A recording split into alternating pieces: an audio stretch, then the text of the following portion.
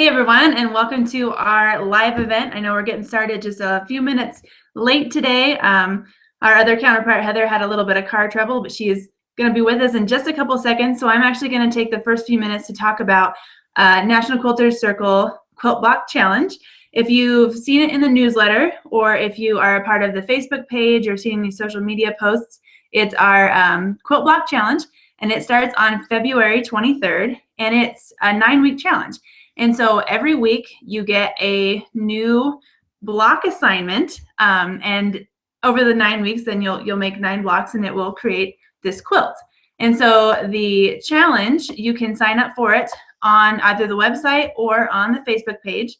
And once you actually sign up for it, then you'll get all the information for how it works, and you'll start getting your block assignments on the 23rd.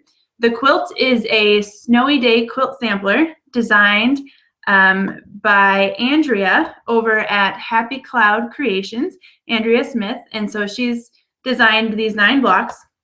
They're fairly simple blocks, so you can do them in about an afternoon. If you sat down and did the block, you could complete it in about an afternoon. And then, of course, after the 9 weeks, you will get a completed quilt.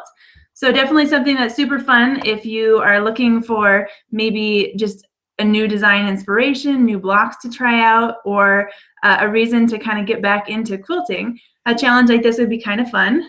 Sign up can happen anytime starting now through the 23rd is when the first one will start.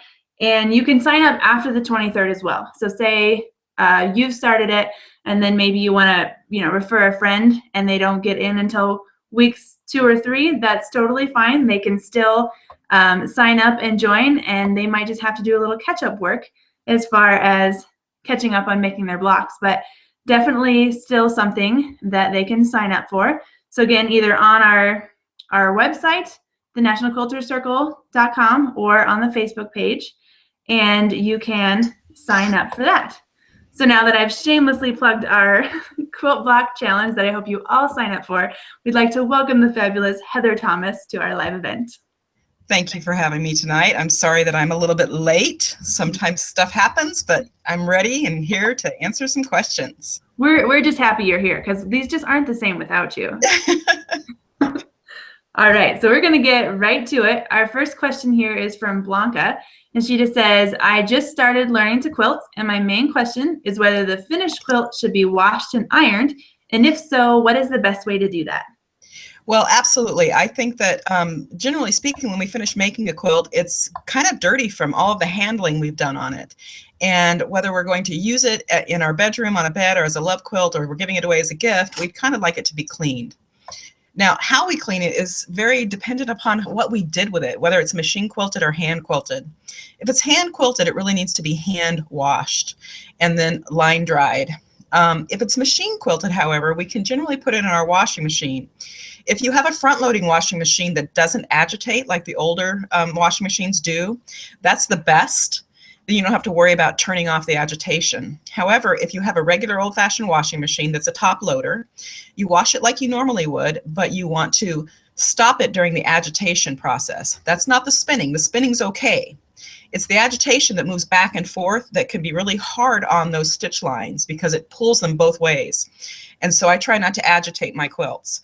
I launder them with Synthropol, and I use Synthropol because I know that it is a surfactant that will pull out the dirt, and it will pull out any excess dyes and let them remain in the water and not go back down on the fabrics. So that's important too. So yes, launder, don't agitate. Use a good detergent for them. My favorite is Synthropol. And then I put them in the dryer just enough to get out the bulk of the wetness. If you dry them for too long, it's the drying that actually fades the colors more than anything else. So I put them in the dryer for about 20 minutes or so on medium or medium-low heat and get the bulk of the wetness out, and then I simply either drape them over something or lay them flat to finish drying. If you give them a nice little kind of pull into shape before you drape them or lay them flat, then they usually don't need any ironing. If you do need to iron them from the back. Again, the ironing, when you do it from the back, it's not going to flatten out the quilting as much from the front. and iron them with steam, and iron them when they are somewhat damp. And then you don't have to worry about wrinkles setting in. But yes, a nice clean quilt is important because with any type of fiber, dirt attracts insects. And so if we have a dirty quilt, it's the dirt that's inside the fibers of the fabric that attracts the insects, and we don't want that to happen. Perfect.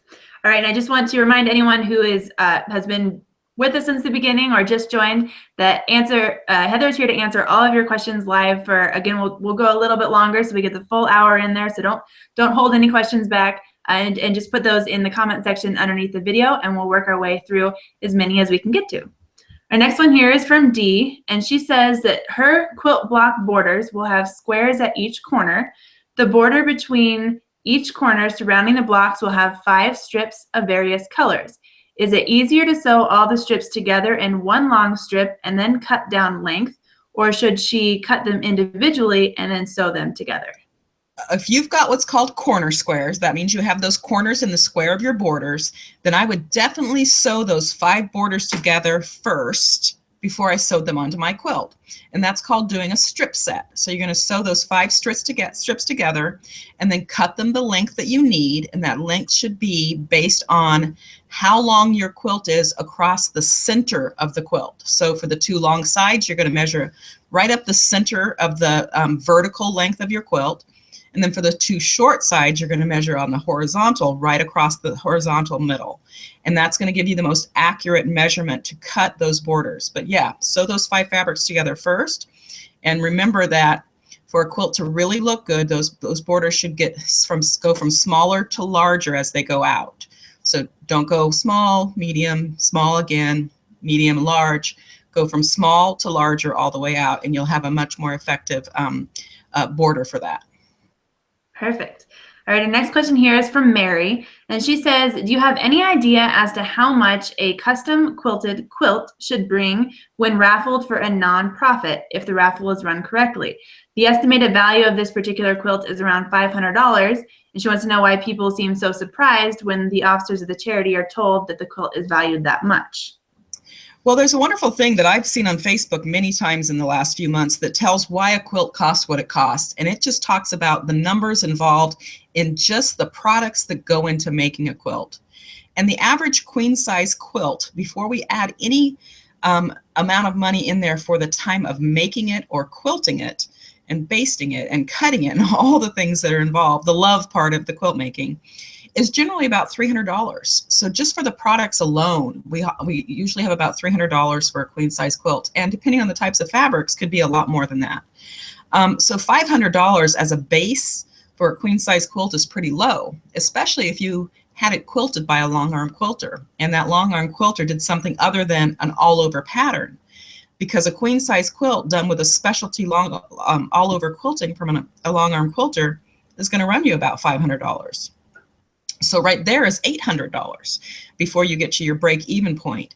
If you add in $20 an hour or $30 an hour into the hours that were used to piece that quilt, to cut everything before it was pieced, to launder the fabric, to iron the fabric, to all the things that were done to make that quilt, we're talking another several $100s. And so depending on the style of quilt, the style of quilting, how difficult the blocks are, if there's applique involved, a queen size quilt should bring in around $1,500 at a minimum in a raffle.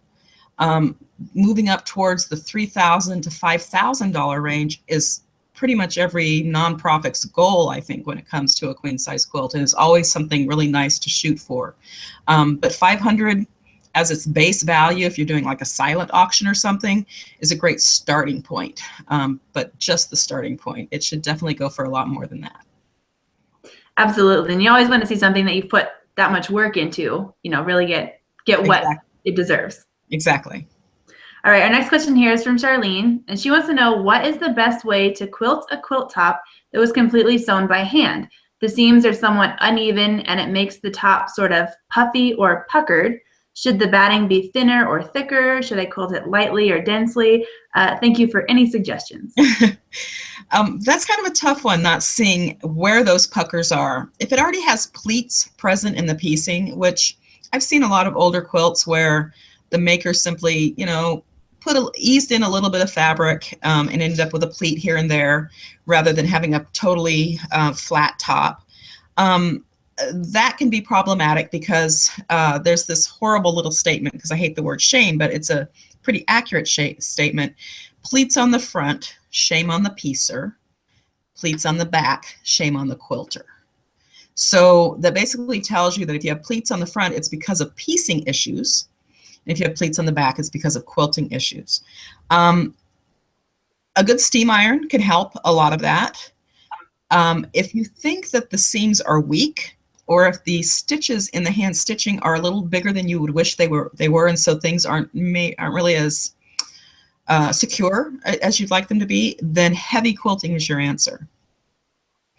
If the stitches are really tiny, but they're just not as neat and tidy, and you think that the seams are very, very secure, then you don't necessarily have to do that heavy quilting, and perhaps just quilting right inside the ditch, not in the ditch, but a 1/4 of an inch in or an 1/8 of an inch in could be enough. But unfortunately, without seeing the actual design of the quilt, I really can't give you, this is the motif I would use, or this is the density I would use. But remember that whatever's happening now with the top is probably going to continue to happen during the quilting. So if you can take care of those puckers and pleats by steaming it and ironing it really well before you baste it, that is your best bet to end up with a nice end result. Perfect. All right, so since you mentioned puckers on the back of quilts, you get these questions pretty much every month, and we get them all the time to the website. Someone who's saying that they do pin baste every couple inches with their quilt tops, but they're still finding that they're getting some puckers places in the backing fabric, and how do they combat that? One of the most important things about basting, and there's this wonderful little saying that says that the quilting can only be as good as the basting, and the basting can only be as good as the piecing, and the piecing can only be as good as the cutting. Everything goes back to basically accuracy, accuracy, accuracy. However, we're humans. We're not machines making these things, and we're going to have human error all along the way. And so the question really is what do I do with my human error? And you try to kind of get a handle on it first. And one of the things that we can do to kind of combat the fact that we're working with 3 layers of fabric on a sewing machine that was really built to handle only 2 layers of fabric, sewing 2 pieces of fabric together, and we're throwing in that 3rd layer of a batting, is to stretch our quilt backings properly. Now, a quilt backing should be stretched, but only stretched so much that it's taut. If it's stretched too much that it becomes out of grain, then it is too taut, and it actually does another weird thing where it sucks the back of the quilt up and the front has issues. So you should be able to, after you've stretched your quilt backing, you should be able to go into the center and pick up the center, and when you let go, it should have a little pop sound. If you can't pick up the center, then it's too tight, and you're going to end up with issues too. If you pick up the center easily and when you let go, there's no pop sound, then it's really not taut enough. So getting that backing fabric just taut enough is kind of the goal. And that's the only trick I can tell you is being able to pick up that center, but to have that little pop when you let go. If it's a big bed-size quilt and you don't have a big table, then you kind of have to divide that backing into thirds and still get it on a tabletop. So you kind of make that center part of the backing taut. Put the quilt batting on, put the quilt top on, smooth them in place, and baste them. Then you move the whole thing over and do one of the sides, and you clamp down one side that has the basting in it, and then pull up the batting and pull up the backing and clamp down only the backing fabric. So you're pulling up the batting, and the top, and basting or clamping down only the backing fabric. Then smooth that batting again and that top again and baste that side, and then do it again for the opposite side. So sometimes it takes 3 kind of setting up of that backing fabric on really big quilts. Conversely, if you keep having this problem, you can always use my little trick, which is, for me, anything bigger than about 50 or 60 inches across, I give it to a long arm quilter to baste, not to quilt, to baste. Depending on the quilter, they can throw it in between quilts. They charge you anywhere from $30 to $60, and they will baste it with a grid. And they use really big stitches, so it's easy to pull those stitches out. And I know that I'm going to have a really nicely basted piece for a big quilt, and I don't have to worry about getting that backing taut. So that's another option for you. But if you're getting pleats on the back, that's telling you that there's something going on with your quilting issue. And it could be your machine, it could be your batting, it could be lots of different things, but most likely it's the way that you are doing your basting. And so getting that backing a little bit tauter is probably your answer. If that doesn't work, then consider not dropping your feed dogs, leaving those feed dogs up. And those feed dogs up with the motion of the free motion foot, it jumping up and down with that spring action, and those feed dogs coming up every once in a while and hitting that foot can be just what you need to keep enough tension on those 3 layers. But all of this depends on how you quilt and what machine you're working on and what type of foot you have. There's a lot of things at play here. Hopefully your problem will be assuaged by proper basting. Perfect. Now, since you mentioned the not dropping the feed dogs, we have a question here from Linda that says, some people say never to drop the feed dogs when quilting. What are your views? And specifically on the never dropping the feed dogs. Well, I don't believe in never. I know that I rarely drop my feed dogs when I quilt. There are occasionally times when I've got a thick piece that needs no feed dogs, there's just not enough room, or I'm moving really, really, really fast. I'm doing little tiny micro stippling, and then I'll drop those feed dogs. But generally, I don't drop my feed dogs. So I'm going to say if I had to think of a percentage, that it would be 97% of the time that my feed dogs are up and maybe 3% that they're down. But that's because I have an old school machine and my machine allows me to do that. And a lot of the new machines won't. So I feel like I have more control and less of a loosey-goosey feeling when my feed dogs are engaged. And that's an option. And so never is not a good thing. Exploring your options is a really good thing. Absolutely. All right, our next question here is from Diane, and she says, do you recommend spraying with starch before you cut your pieces? If you like the way that fabric feels when it's fresh off the bolt, and that's one of the reasons you don't like to pre-launder, and you like the way it cuts better, then sure, using some starch on your fabrics is a great way to keep them from stretching as much when you cut and when you try to manipulate them. Because let's face it, when we're cutting our fabrics, we're manhandling them, if you will, or woman handling them, maybe that's a better way of saying it. But we're moving them about and we're making them stretch and do all sorts of stuff on the surface of our cutting board, which is slippery, and our ruler, which is slippery. And so sometimes people really like to put starch on the fabric because it feels the way it did before they laundered it. I, on the other hand, don't. I think the starch makes my fabric more slippery. It makes it slicker. And so I feel like it moves more. I feel like it has more tooth to it after it's been laundered. And so I like the way it feels. I like to cut fabric that's been laundered versus fabric that hasn't been laundered. Again, it's a personal choice. I don't think there's one way that's right for every single person. Try both ways and see where you're more successful. And wherever you're more successful is what I would do. Perfect. Coincidentally, we have another question about starch. Mary says she's looking for a natural starch that is unscented and possibly gluten-free. Homemade would be great. Have you ever made your own starch before? Well, actually, when I first started quilting, this is kind of a cute little story. My grandmother is the one who taught me to quilt, and her name was Opal, and nobody was allowed to call her anything but Opal. We didn't call her grandma. Her kids didn't call her mom. She was just Opal.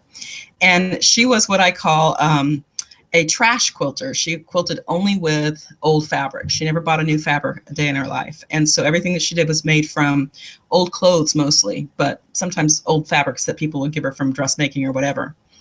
And I wanted to make this one particular quilt that I saw in one of the brand new quilt books. This is 31 years ago. Quilts, Quilts, Quilts. It was a great book. I think it's still out there. Anyway, it was an applique quilt. And I said, I want to make these little applique hearts. How do I do this? And she said, well, go get yourself a cereal box, a potato, a sponge, cut that potato in half in a little bowl of water. And I was like, now, Opal, you understand I want to make a quilt. Why am I getting a potato? Well, potatoes are great starch. And so how she taught me to to turn the edges of my applique for hand applique was what we now often call the starch and press method. And she used a potato. So the potato was set in a little bowl of water, cut in half and set in a little bowl of water, and a wet sponge. And I would pull up the potato, rub the sponge on the potato, and rub that starch on the sponge on the outside edge of my fabric that I'd cut out, and turn that over the cardboard template that I had cut, and use my iron. And it was starch and press. Now most people use liquid starch. So that is a great starch to use if you want to do it for applique. Now I don't know that I would use that kind of a starch if I wanted to starch my whole piece of fabric that I was using. So the answer for that would probably be Best Press, which is a starch that is sold in quilt stores. I think it's sold in fabric stores too. I can't remember the brand name. I just know that it's called Best Press. Comes in lots of different flavors, so there's lots of smelly ones, but there's also a unscented one, and it is an all-natural product that does not have to be laundered out. A lot of people don't understand that any of the traditional starches that you buy at the grocery store or that potato starch, those things need to be laundered out because you're basically putting something dirty onto your quilt and that needs to go. Mary Ellen's, that's the name of the brand, Mary Ellen's Best Press. So that one is a great one to use, and you don't have to launder it out, and it's very, very safe and non-toxic. So that would be your best bet for all over starching of fabrics, but you can always try the potato technique if you're just doing starch and press applique. I'm kind of curious now to see if it works like as good as the starch, you know. I like it better. Yeah? All right, well, I'm going to give it a try. I'll have to go buy some potatoes, but I'm going to try it. All right, and next question here is from Helen, and she says, can you recommend a thread weight and stitch length for stitching in the ditch? Well, you know, if you've ever heard me before here, and Ashley's ready for it, she's like, I'm ready. I love it, and you hate it. The ditch is for drunks. I don't think the ditch is a great place for anybody to be for machine quilting, mainly because it's very difficult, because the color of fabric that you're stitching on constantly changes. And so, you know, you might be stitching along a line and you're in the ditch, and in one portion of the ditch it's black, and the next portion of the ditch it's white. And so what is your best thread color? You can always use clear thread, I guess, if you are so inclined. And I say that because I'm not so inclined. I don't like clear thread. I don't like to put plastic on my quilt. I'm just a purist. A bit of a snob when it comes to that, I guess. But you could use the clear threads. There's some great clear threads out there that are nice and thin, and they act just like the natural fibers. But remember that you're putting plastic on your quilt. So my suggestion is get out of the ditch. Nobody belongs in the ditch. It's a hard place to be. It's hard to follow. But if you insist on being there, use a lighter weight thread and use a smaller stitch length. And a lighter weight thread would be a 50 weight thread versus a 40 weight. And if you're going to use a 50 weight and you want to be in the ditch, then I would choose Aurifil, which is a 2-ply, so that it occupies a lot less space. And I would make sure that whatever color I choose is a tone. A tone is a dirty version of any color. It means that it's duller than the pure hue, and it's basically tones meld best with other colors, and so you don't see it as much. So a 50 weight, a 2-ply, and a tone. And with that thread, you want to use a size 80 needle and a pretty close stitch length, so something about a 2 or, you know, the 2 portion of the bars on your machine. Nothing bigger than that. If it's too big, it actually shows more than if it's smaller. Perfect. All right. Next question here is from Linda. She says, when you say to make your backing taut, do you use clamps on a regular table? Yes, that's a great question. So she was listening earlier. I buy binder clips, and so I buy the biggest binder clips I can. If I've got a table that's narrow enough, if the edge of my table isn't narrow enough for a binder clip to get around, then I will use electrical tape. You can use duct tape too, but sometimes you buy duct tape these days and it's not very sticky. Electrical tape is always really good and sticky, and it sticks to fabric better than any tape I know. So I can use big strips of electrical tape too to kind of put it on that fabric and pull it and attach it underneath the table if need be. Because sometimes you'll have a table that's, you know, 2 inches thick and you can't get a binder clip that's big enough to go around that. So yes, either a binder clip or good old electrical tape. I never would have thought of electrical tape. I've used painter's tape and realized, you know, it's not sticky enough. You got to pull your your fabric and it pulls right out. Yeah. Yeah. Yeah. Good idea. I like it. Electric tape. I just want to remind anyone who is just tuning in that if you have any questions for Heather, we're about halfway through, but we still have plenty of time to answer your questions. Go ahead and submit those into the comment box below the video, and we'll keep going through our questions. Our next one here is from Andrea, and she says, hi from Alaska. Would you mind spelling the name of the product you are recommending for preventing color bleed in the wash? Ah, yes, Andrea, it is called Synthropol, and it's Syntrapol. And I know you can get it from almost all of the big places where you buy fabric, and almost every quilt store can get it from any of their wholesalers. So if you go into your quilt store and they don't have it, there's this little bit of magic that a lot of people don't realize, is that your quilt store owner would like to have your business for almost anything and everything. And just because they don't carry it in their store doesn't mean they won't get it for you. They'd much rather have your business than have you give your business elsewhere. So simply ask, can you get me some Synthropol? And chances are they can, and they will. And I use it for all of my laundering. So I think it's a really, really good product. And I wouldn't wash a quilt in anything but it. So it's the Synthropol is a really good thing to have on hand, and it's cheap. It's a cheap product. Perfect. All right, our next question here is from Zakaya, and she wants to know, how can I make quilt making a living? Ah, yes, I saw this question earlier, and I thought that was quite the interesting question. I guess my first question is why? Why is this something that you want to do? And I think it's a really important question. I'm not trying to be trite at all, because once you turn your passion, the thing that you do for joy and for fun, into something that you earn a living at, then you no longer have that thing that is your passion, the thing that you do for joy, the thing that you're trying to make money at, and it becomes a totally different thing. So I would only suggest that you do this if you are willing to make that trade-off, to end up doing something that is no longer just for the pure joy of it, but becomes your career. It was my career for 27 years. And I had to find other hobbies because the quilting became my profession. And I did lose some of the joy in the quilting because of that, because of it being my profession.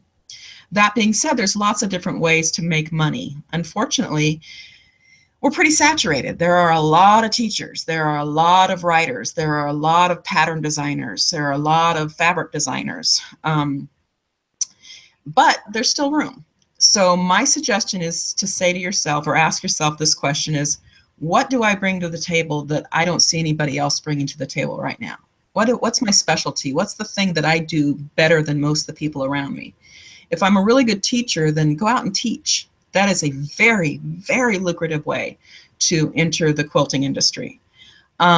If I know how to do graphic design and I'm trained as a graphic designer and I love fabrics, perhaps if I start playing with some fabric design and using some of the online companies where I can do my own design through those companies, and then perhaps try to sell those designs to fabric companies, that's another option. Do I have some beautiful designs? And if I do I either have the skill set to put them to paper and make patterns out of them, or can I find somebody to do that? Do I have the resources to write those patterns, have somebody do the graphics for me, and put patterns out into the world? Do I have a great idea for a book? And if so, I can go to my quilt store and I can research the different companies who publish quilting books, and I can submit that idea to a publishing company. So these are lots of different ways that you can do it. And then, of course, the be-all, end-all, what a lot of people do, and what there doesn't ever seem to be really too many of, is long-arm quilting. If you really love to quilt, get yourself a long-arm quilting machine, and a lot of people are making a really good living long-arm quilting for other people who don't want to learn that skill. So you have lots of options. I hope that helps. Absolutely. And for some, you know, you may love to do long arm quilting, or you don't have the space for it. I find like that's a very limiting factor. It does take a room. Yeah, Pretty much takes a room. Whole house. I just need a quilting house. I need a All right, our next question here is from Barb, and she is wondering how you organize all of your quilt projects. Do you photograph each one to save or give away? She says she needs help because she would like to track everything that she quilts, big or small. Well, you know, one of the wonderful things that we have right now out there is the cloud. That's that wonderful thing out there that's in if it's ephemeral, it's out there, and we can put things on our computer and save them to the cloud, and we don't have to have actual paper photographs of them anymore. And everybody wants things on computer anyway, whether it's through Twitter or through Facebook or through whatever. And it's a really wonderful resource that you can use to basically put a catalog together of your work. And I think it's important that we catalog our work for a lot of different reasons.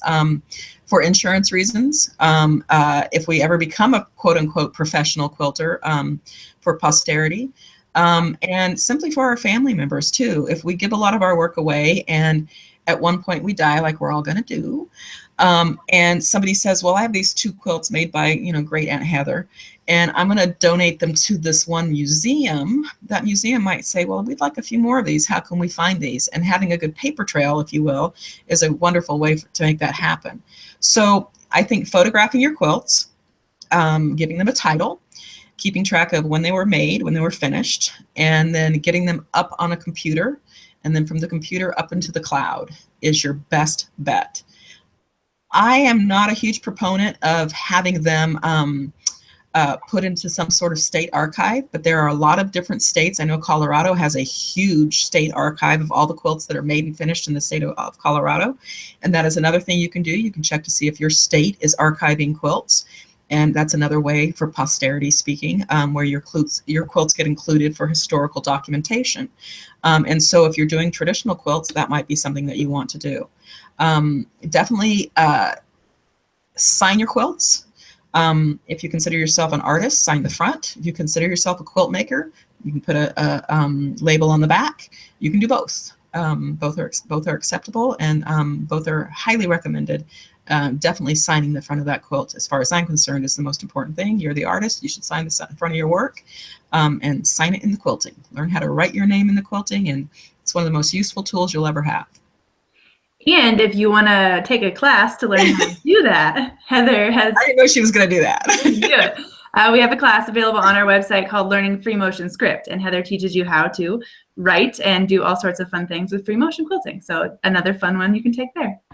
All right, our next question here is from Shoshana, and she says, when making string blocks, it always seems that there is a base of fabric being used. Why not just sew the strips together without it? And if I do need that base, should it be from paper or from cloth? Well, guess what? This is really cool because string quilts or string blocks in the beginning were always made from scraps. And the reason people used a base, usually of muslin, was because that base had stability and their scraps may not. Those scraps may have been cut on the bias or half bias or whatever, not on the straight of grain. And having that, that base of muslin made them much more stable. You can certainly make them without that. You can do a flip and sew method without a base. You can certainly do it on paper and cut those fabrics. You know, you can rip fabrics into strips and use those strips to do your string piecing. There's all sorts of different ways of doing it, but the reason it was done traditionally on a fabric base was because of the fact that we were using, like my grandmother, junk fabric, the leftovers, all the little bits and pieces. And so we had that stability of that muslin base. I love to flip and sew, another way of calling it, on a muslin base. Muslin is generally, if you use a cheap thin muslin, it's not going to really take up a whole lot of space. It's not going to add any density to the quilting process. And it's just a great way of really stabilizing a block that has a lot of different little pieces in it. And I actually think it's a much easier technique to do. So if I had to choose between using a fabric stable piece to work on as my foundation or paper, I would use the fabric any day. Yeah. All right, perfect. And just, you know, to plug another one of your videos, this one isn't a class, but it is a video, and you did do it's more of a paper piecing method, but it does show the flip and sew technique, and that was on paper, but you could use the same technique for... Yeah, I've actually got one on there also on doing the flip and sew on fabric for a border. There's a video out there on that technique too. See, I thought I had a mental catalog of every video you've ever done, and apparently I don't. There's over 300 videos, Ashley. You're gonna have to brush up. Oh, man. All right. Our next question here is from Cindy, and she says, do you turn your quilt bindings by hand, or do you prefer to do so by machine? I do them by hand. There's not a whole lot of things I'm old school about, but I do them by hand. I actually have a student I'm working with right now who is putting hers on by machine, and I watch her struggle and struggle for really good results. And I don't really know how well anybody can ever get them, how good, how perfect, or whatever you want to use, whatever term you want to use, when they're done by machine. But I have seen some done really well by machine. So what I do is I sew my binding to the front, and then I flip it over to the back, and I iron it from the front, and I iron the edge of where the fold is very, very crisp, and then I whip stitch it on the back using an applique stitch. I actually find it kind of, I hate putting the binding on the front, but once it gets to the point where I'm doing the hand stitching, I find it very restive, and it's kind of a way for me to say goodbye to the quilt. I'm done with it. I get to move on to the next step, and I kind of like that part of the process. If you're going to do it by machine, remember that you want to sew it to the back of the quilt and pull it to the front. So you're doing it the opposite way. And that way, if it's not quote unquote perfect, you see the mistakes on the back of the quilt and not the mistakes on the front of the quilt. Perfect. All right, our next question here is also about binding, and this is from Rose. And she says, what can I do to make my binding match on both sides, thread matching on the front and back when I'm sewing? So that's kind of what you were just talking about. That's kind of the same thing, yeah. So again, if you're doing it by machine, you want to make sure that you sew it on the back and pull it to the front. And here's a great trick. If you can, if your machine will let you, use clear thread in your bobbin. I never thought you'd say that. I know, because I don't do my machines, my bindings by machine. But and Ashley knows this. I don't like clear thread. But if you're not opposed to clear thread, if you put clear thread in that bobbin, then you're never going to see if you're not exactly in the ditch. Because ideally, when you sew that binding onto the front, you want that stitch line to be in the ditch on the back. But it rarely ends up there. That's why it's harder to do it by machine. I think it takes more time to do it by machine than it takes to do it by hand. Yeah, I agree. Plus, it's always fun to have a project to sort of do away from your machine too. And sit and watch TV by. Exactly. With your husband or your kids or your cat. Yeah. Perfect. Absolutely. Yeah. All right. Our next question here is from Karen, and she says, "Can muslin be used for the back of quilts?" Absolutely. However, every single stitch you take is going to show. Okay. So, of course, I should back stitch on that one. Maybe not. I always match my bobbin thread to my top thread. So if I'm stitching a quilt in black, I'm going to use a black bobbin. If I've got an off-white muslin backing fabric on, it's going to show every single mistake I make. And I'm a professional quilter who teaches machine quilting, who's happy to say I make mistakes. And I'm not taking mistakes out. So if I've got a little area where the machine was acting up and it's not going to weaken the quilt, I'm not taking it out. If I've got an area where I was doubling over to make my design and I didn't double over exactly on the previously stitched line, I'm not taking those stitches out. But I trick the viewer, the person who ends up with the quilt in the long run, myself or somebody who purchased it or somebody I give it to, by using a bold, beautiful, wonderful, very busy quilt fabric on the back of my quilt, so that it doesn't show all of the sins of the quilting. And so if money is a premium for you, if money's a problem, I was always what I call a poor quilter, and muslin is cheaper, well, go to the store, the quilt store, the store that sells the quality of fabric you'd like to use on your quilts, and go straight to their sale rack and buy your backings when they're on sale. Buy them when they're $4 and $5 a yard instead of, what is fabric these days, $12 and $13 a yard. So buy them when they're half price. Go to your big box stores for your backings. They may not be as high a quality as fabrics as you're getting at your fabrics at your quilt stores, but then you can get away with a little less quote unquote perfection when it comes to that quilting that you kind of need if you're going to use muslin. So perfect. All right, our next question here is an interesting one. This is from Jane, and she says, "Is a person that only sews the top of a quilt and sends the top out to be quilted considered a quilter?" Well, you like to call yourself one, but I always call those people piecers, and there ain't nothing wrong with that. Most people consider themselves a quilter if they're in any way involved in the making of a quilt.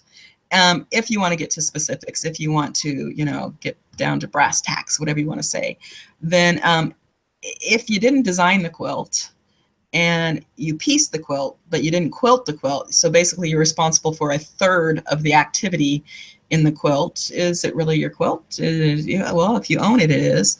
But are you a quilter if you don't do the actual quilting? Well, technically speaking, not so much. But real life speaking, sure, you can call yourself a quilter if you want to, or you can just say I'm a piecer. It doesn't matter. If somebody's going to argue the point with you, then they're probably really not your friend. So that being said, Very true. And you can call yourself whatever you want. absolutely. And you don't always have to like come right out and say, hey, Exactly. this I made, but I only did this part of it. Right. You made it, you know. Right. Absolutely. All right, we're coming up towards the end, but still have plenty of time to answer a few more questions. If anyone has any out there that they want to submit, go ahead and put those in the comment box underneath this video. So our next question here is from Lisa, and she wants to know, what is your choice of thread when quilting, specifically with a long arm?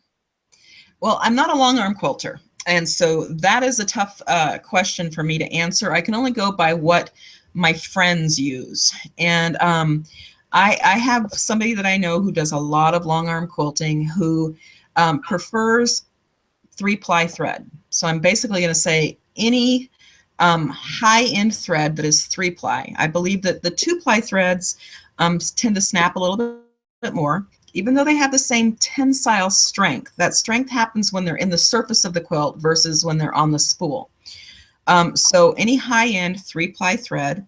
A lot of people tend to go with brands that they are familiar with from their quilt stores.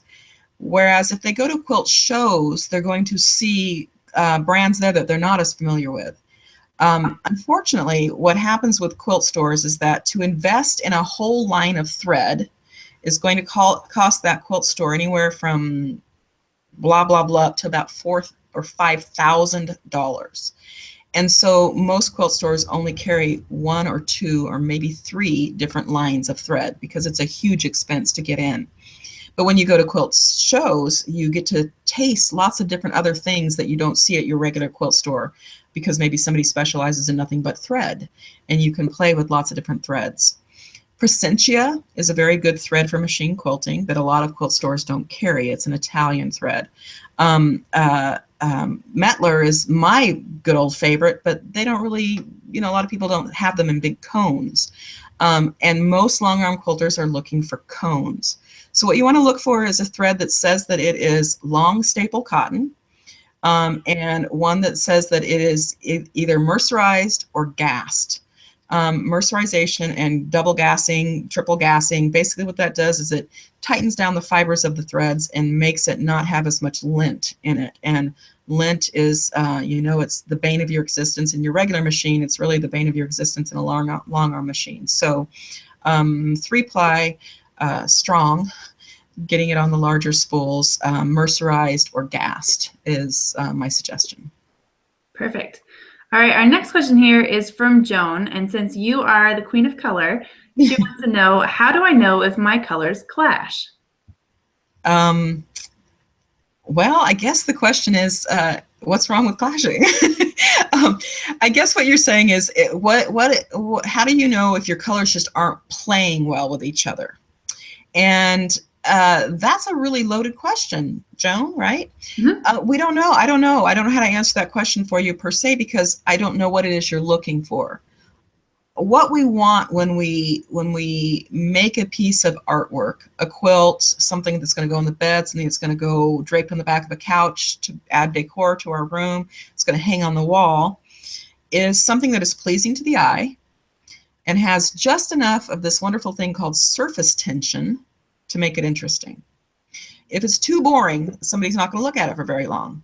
I'd like to say, if you think about the last quilt show you went to, and we go to quilt shows and we walk down these rows of quilts and we look at a quilt, we stop, we look at the quilt, we move on, we look at the next quilt, we stop and look at it, we move on, we look at the next quilt, we stop and look at it.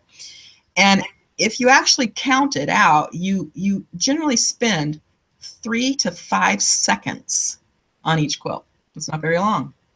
I want to make quilts that people want to look at for longer than 5 seconds. That's my goal in life, is to make a piece of artwork that somebody wants to look at for longer than 5 seconds.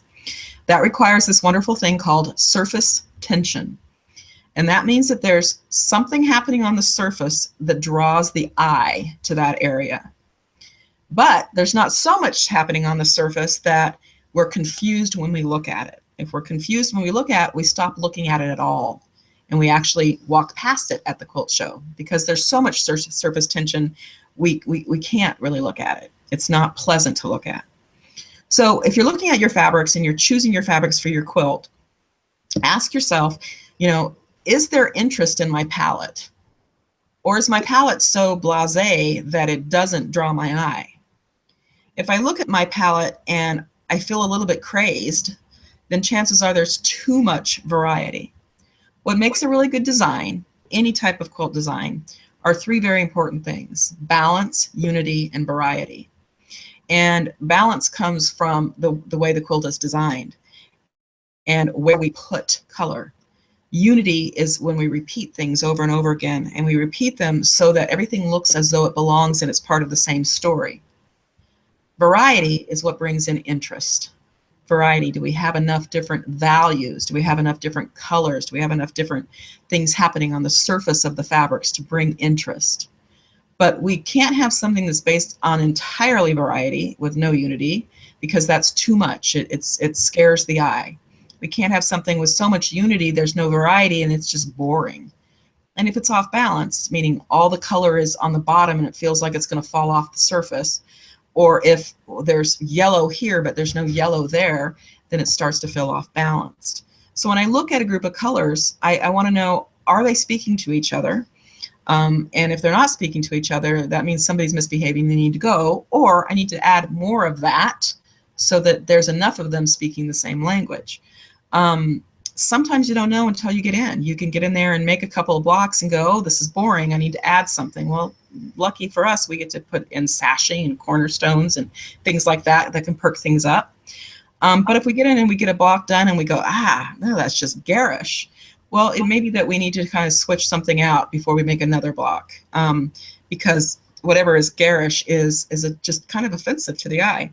And so what I do is I always suggest that you turn away and look away from the work and look back. And whatever you see first, that is the thing that's causing the surface tension, and that could be the culprit. So there's a lot of information out there. There's this great little color class on tea and marketing that you can take that can help you to get some more information about that. I believe they also sell my color book, and so if you haven't looked through that color book or other color books, those things are very helpful. It's like having recipe books in your kitchen, so that you have more successful dinners than less successful dinners. So it's the same way with quilting. Arm yourself with some good information, but unity, variety, and balance is what you're looking for, and it starts with those fabric selections. Absolutely. And again, that's definitely a very good class on color. I actually got to be there while she was doing this class, and I learned so much about tint, tone, and shade, and knowing whether a color is a shade of something or I know more about color now than I thought I ever would. So it's definitely a good class to take.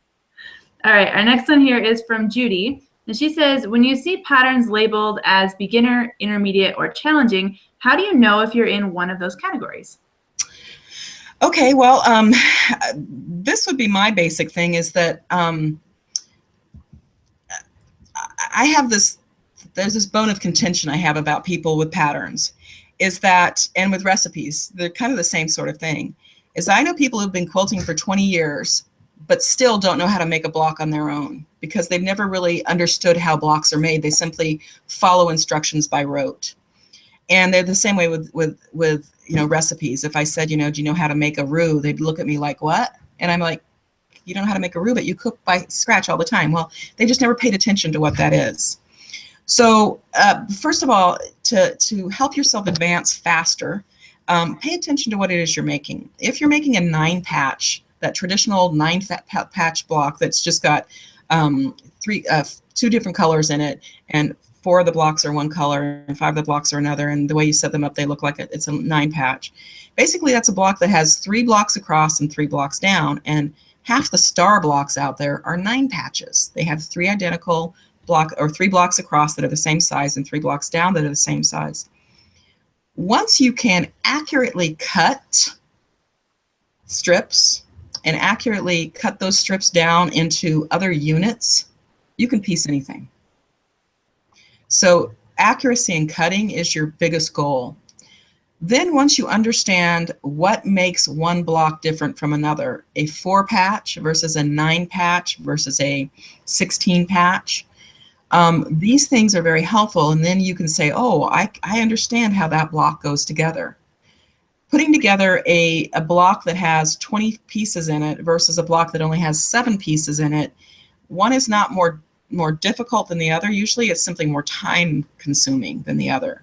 Once you understand how units go together, how half square triangles go together, how strip piecing works and cutting those strip pieces down into units, those basic structures, once you understand those, you can do anything.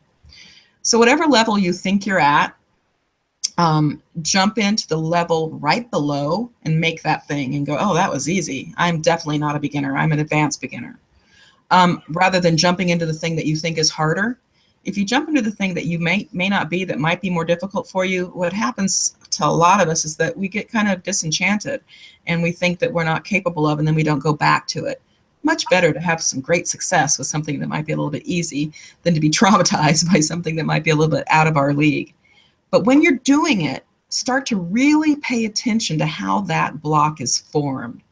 And if you don't have in your library yet a block book, meaning a book that is just based on blocks, not use this block to make this quilt, and here's the instructions for the border, and here's the instructions for the sashing and all that. A book that is just on blocks, get yourself one. It's a huge, huge addition to your quilting library. Everybody should have a book on quilting, a book on blocks, and in my opinion, a book on color. And once you have those 3 basic things, and of course, a really great basic book on all those basic things you need to know how to quilt. And when I was back in the day, that was by Fons and Porter, and it was called the Quilters Complete Guide. I think it's still out there. I think it's the best damn book ever written for quilting. And if it's out there and you can't find it in a store, look for it used, because it's just great. And I could even tell you at one time, before they did their 2nd edition, what page things were on, because I referred to them so much when I first started. So understanding how those quilt blocks are actually made instead of just following the instructions by rote is going to make you a much better quilter much faster. Absolutely. Yes. All right. Our next question here is from Sherry, and this touches back on when you were talking about laying out your quilting layers for basting. But she says, how do you lay out the front of a quilt to place the batting? She has floor space, but not a table big enough. Would you recommend laying it out on the floor if you had to? Absolutely. If I'm young and lithe, if I'm old and chunky and have bad knees and hips, maybe not so much. I don't want to spend any time on the floor, but if being on the floor doesn't bother you, sure, stretch that puppy out on some linoleum, tape it down with some really sticky tape like electrical tape or duct tape, and put your batting out and put your top out and very carefully baste from the center out. And that's a great way to baste. Yeah, if you've got the space and you've got the linoleum or the tile or the wood floor to do it, go for it. Yeah, probably nothing worse than getting it all basted and realize you basted it to the carpet or something. Yeah, that's not good. That's not good at all. All right, our next question here is from Carolyn, and she says, I love to do free motion on my regular machine. However, I have trouble with thread breaking if I use cotton thread. Can you either recommend maybe a thread that's stronger, or could it be due to my batting, or is it a combo of each? Well, not knowing a lot of questions, it's hard for me to say that to you. My first culprit is spray basting. Are you spray basting? If you're spray basting, that is the queen of thread breakage, because the stickiness of the spray baste, if you over spray baste, will grab the threads and cause the threads to break. So that's one thing. The other thing is, are you using the right size needle for the thread that you're using? Ideally, the needle needs to pull the thread through the 3 layers of the quilt and not leave a hole behind. The thread should simply occupy the hole made by that needle. And so it's really important that those 2 things match. And so if you're using a 40 weight thread, are you using a size 90 needle, which is what you need to use? If you're using a 50 weight thread, you can get by with an 80 on most 50 weights, but some prefer a 90. If you're using a 30 weight thread, you need a 90, but sometimes 100, depending on the thread that you're using. Making sure that that needle matches that thread weight is very, very important. I can't stress that enough, and it's one of the things that isn't talked about very much. the needle size indicates not only how large the shaft of the needle is, but how large the opening, the eye of that needle is. And as the needle size goes up, so does the size of the eye. The next thing is the type of needle. I machine quilt with top stitch needles exclusively. And I do this because the eye of that top stitch needle is an elongated oval. It does not have a kind of a point at the ends of the oval. It's a very soft curved oval. And the thread moves through there better. One of the most important tricks I was shown by somebody who does maintenance on machines, was how long it takes a thread to go from the eye of the needle into the fabric. And most people think that once they see it go through the eye of the needle, it's in the fabric really soon. That's not true. Because of the motion and the way that the machine goes back and forth, by the time a thread interacts with the bobbin thread, after it's gone through the eye of the needle, depending on how fast you're going and your needle and your stitch length, it can be passed through the eye of that needle 10 to 20 times. So it puts friction on there, and that friction, if that needle eye is too small or the wrong shape, it can cause that thread to break all the time. So making sure that you match that needle size to that thread size is very, very important. And again, spray base can be a huge culprit. Absolutely. All right, our next question here is from Annette, who says she is just starting out in quilting and wants to know what is the best way to cut your pieces, scissors or rotary cutter? Well, Annette, welcome to the quilting world, and the rotary cutter is your god. Rotary cutting is much more accurate than scissors. It's much easier on your hands. 99.999% of the patterns out there are based off of cutting strips with your rotary cutter and then subdividing those strips down into units. Almost nobody uses what are they called? Not stencils. Scissors. Huh? Scissors. Not scissors, but templates. Almost nobody uses templates anymore. I couldn't even remember the name of them. That's how bad. And so unless you're doing lots of applique, there aren't a lot of templates out there, which is what you would use scissors for, I guess. No, you definitely want to invest in a really good rotary cutter and a nice large mat and a really good ruler, and really practice your rotary cutting. Practice making long swipes with your rotary cutter instead of little short ones. Practice keeping that rotary cutter right on the edge of your ruler, and get good at that, because it's going to, like I said earlier in the show, your quilting can only be as good as your piecing, which can only be as good as your cutting. Well, since we are talking about piecing and cutting and accuracy, we have time for one last question here, and this is from Faye, and she says she has a terrible time with an accurate 1/4 inch seam. How can she get better at this? Well, 1/4 inch foot is your best bet. So if you don't have a 1/4 inch foot for your machine, invest in one. If you already have a 1/4 inch foot for your machine, then invest in learning to use it properly. A lot of people don't know where that 1/4 inch actually is. And so I would use a ruler and a piece of paper and really experiment with where that exact 1/4 inch is. Is it just outside the edge of the foot, just inside the edge of the foot, right on the edge of the foot? So knowing that is really important. Then you can move to putting a piece of tape, like a piece of masking tape or something like that, on the bed of your machine right at that 1/4 inch, so that you can run your fabric right up the inside edge of that tape, and that can help with the visual. And if that's not enough, then go to the little foot care department of your local pharmacy and buy yourself some moleskin that has sticky back. And moleskin is about 1/8 of an inch high, and so that actually gives you an edge to work against. And instead of the tape, put the moleskin there, and then that fabric can just run right up against that edge of that moleskin, and you can really, really get really good at that 1/4 inch seam. Now remember, every pattern that calls for a 1/4 inch seam, whether they say it or not, what they really mean is a very, very, very, very, very slightly scant 1/4 inch seam. And the reason they mean this is because when you fold that fabric over and go to press it, a little tiny bit of that fabric gets eaten up in that seam allowance. So you'd rather have a slightly skinny 1/4 inch seam than a slightly fat 1/4 inch seam. Now this only matters when you're going to be putting borders on something. You know, when you start to sew all these things together, if you're chunky all the time in your seam, then the instructions that they give you for the next cut section is going to end up being too small or too big, because you've made a scant or a fat 1/4 inch seam. And that's one of the problems with following other people's patterns. You'll get all these blocks done, you'll sew them together, and then you'll go, oh, the border they told me to cut doesn't fit. Well, that's not their fault usually. It's usually your piecing. And so learning the basic skills of, instead of having to look at their pattern that says cut at this size, you measure things and you measure your own stuff and you make it work. And that's something that's really good about knowing how that functions. But yeah, so that 1/4 inch seam, some people say as long as you do whatever you do consistently, things usually work. Not necessarily true.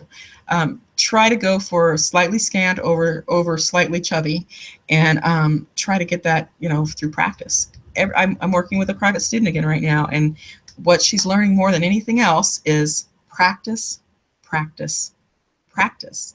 Nothing comes for free. Nothing comes easy. It just comes from practicing. Absolutely. And I feel like you're always kind of practicing at something, even if you've been doing it for years. Life takes practice. Exactly. Absolutely. Well, thank you so much for answering all of our questions, Heather. And absolutely. Thank you. I apologize for being late. Some problems that I couldn't get past, but I'm glad I got to be here. That's it. Life happens. We'll just practice around it. I'm just kidding. Yeah. So thank you everyone who submitted questions either beforehand or live during the event. And we hope you tune in next month again for another live event, and we will answer more of your questions then. So have a good night, everyone. All right. Thanks for having me, and we'll see you then.